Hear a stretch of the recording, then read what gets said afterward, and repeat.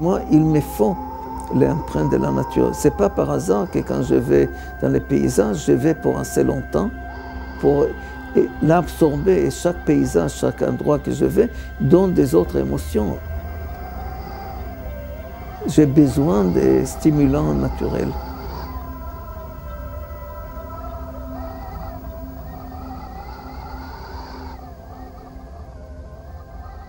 Les Chinois disent que quand on fait un rocher, il faut devenir rocher.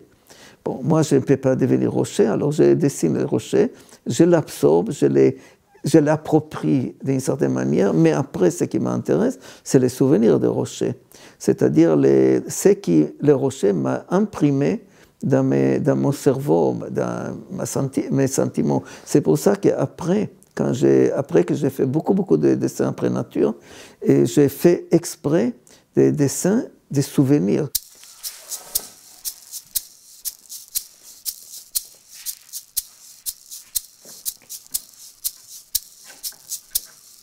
C'est dans l'atelier après que j'ai fait les vrais dessins, les dessins de souvenirs, les voyages de souvenirs, les voyages presque virtuels par rapport aux voyages réels que j'ai fait dans la nature.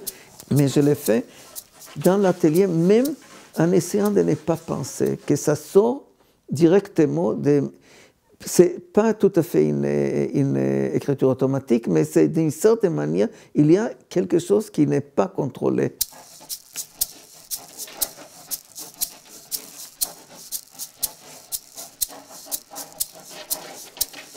Ça donne un rythme, quand on les voit de près, c'est presque de l'abstraction, c'est presque des traits qui juxtaposés, qui vont de tous les côtés, qui ont un certain rythme, et quand on s'éloigne, justement, ça construit un paysage, et dans certains cas, quand on s'éloigne encore plus, surtout quand c'est fait au crayon, il disparaît. C'est-à-dire, il y a ici une sorte d'évanescence plutôt qu'une affirmation.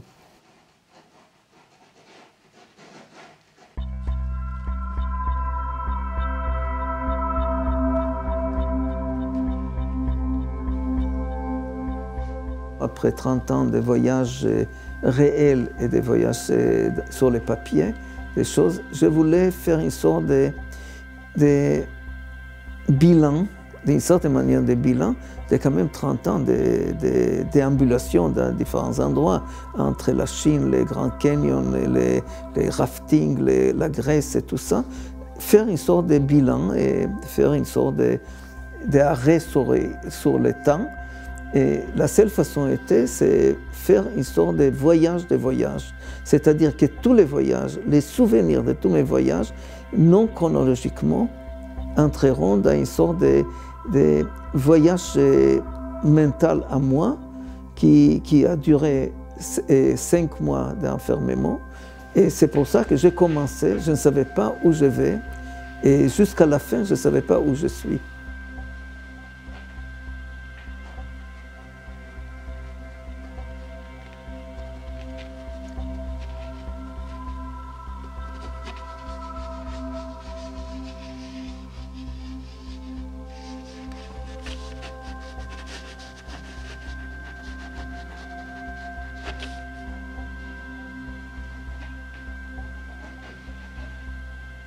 Comme on m'a demandé combien de temps ça m'a pris, j'ai dit en général, ça a été 30 ans et 5 mois.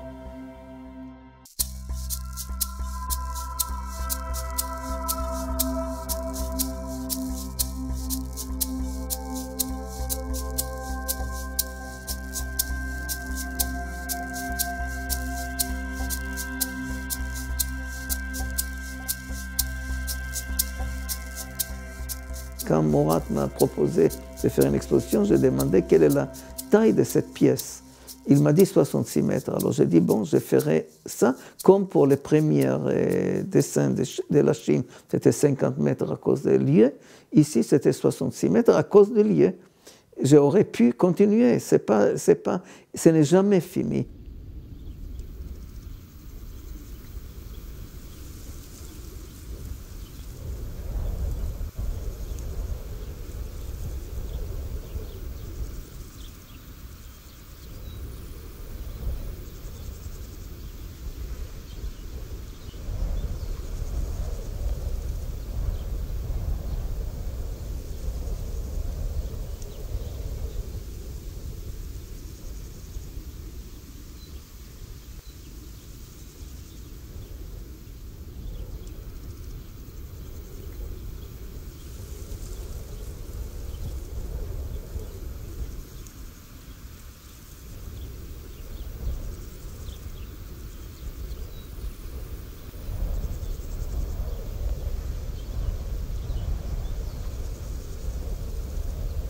c'est travailler sur les souvenirs des souvenirs. C'est-à-dire, c'est vraiment laisser complètement recréer un paysage des souvenirs complets, qui est peut-être très loin des paysages réels. Tout paysage est recréé des souvenirs de toute manière, quoi qu'il arrive. C'est notre destin d'apprendre le monde depuis la naissance et petit à petit absorber de ce qui nous entoure et les déformer, de les recréer. Et ici, c'était une récréation complète de tous ces souvenirs de 30 ans, de tous mes voyages de cette époque-là. C'est la raison, peut-être inconsciente, que je voulais que pas qu'on regarde, qu'on vit les paysages, qu'on vit les dessins. C'est pour cette raison-là que c'est de cette taille-là. Parce que quand c'est des petites tailles, on observe, on regarde. Quand c'est de cette taille-là, on est acteur, parce qu'il faut s'approcher, il faut marcher, on ne peut pas les voir d'un seul coup. On doit cheminer. Et comme dans les fondations Morat, et les distances sont énormes, c'est 15 mètres quand même sur 20 mètres, en ces cas-là, le spectateur doit s'éloigner et c'est à partir de ça qu'il est acteur aussi, c'est pas uniquement observateur. Et c'est dans ce sens-là que je voulais que mes dessins soient une sorte de paysage qui est mental, qu'on va dedans. Moi, c'était ma volonté que ce soit vraiment un vrai voyage.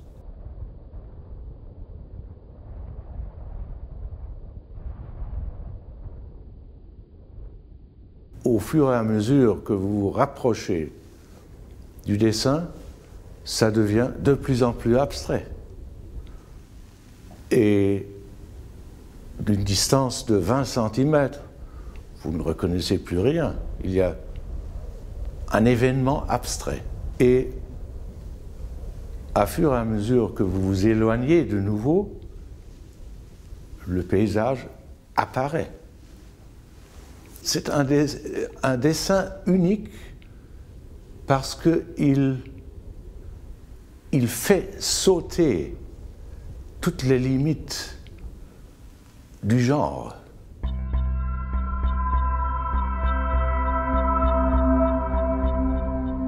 Le grand défi, c'est cette faculté de créer un monde unique. Et Rafi Kaza est allé très très loin.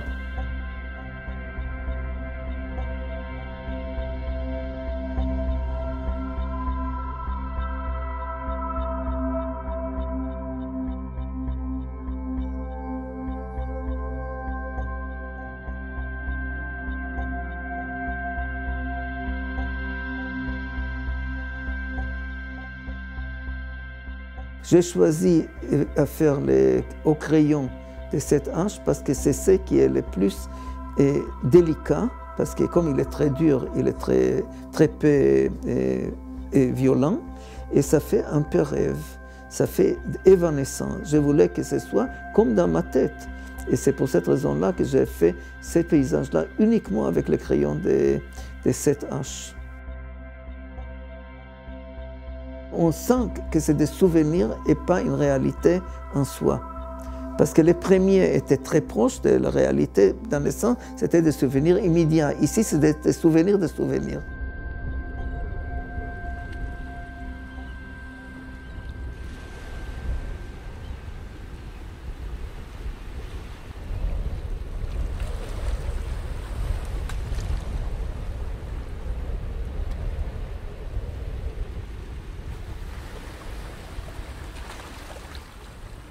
Je suis allé en Grèce pour dessiner aussi.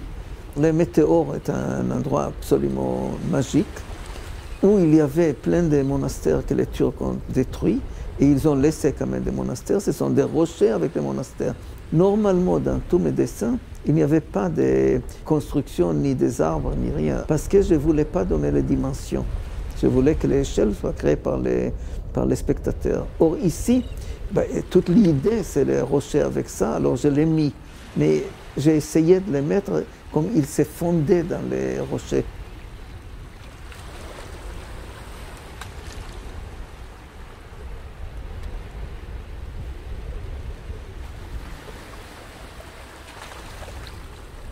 Et après, je suis allé à Mont Athos. Pour pouvoir les dessiner, je suis allé en bateau. Et ici, la mer fait partie de la construction. Or, justement, chez les Chinois, ils parlent des rochers et de la mer, des montagnes et de la mer. La mer, c'est le vide, c'est aussi les ciels, et les montagnes, c'est les rochers et tout ça. Et ça, ici, c'est vraiment, on les voit par les îles et la mer, que vraiment, ça fait partie carrément de la construction. Finalement, c'est la mer qui donne tout l'espace, plus que les îles et les constructions. Et ici, dans ces cas-là, c'est vraiment évident.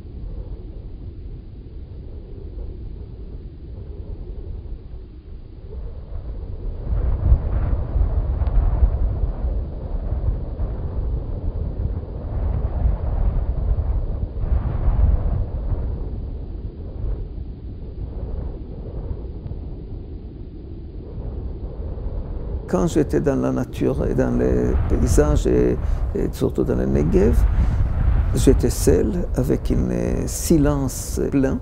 Or, c'était vraiment une méditation permanente et c'était le minimum, c'était le quintessence, c'était la musique de chambre et en instrument et pas la musique symphonique. Dans le côté presque minimaliste des dessins, on va au plus profond avec moins de bruit. C'est presque le silence qui m'intéresse. C'est la méditation silencieuse. Et c'est le dessin qui peut le faire.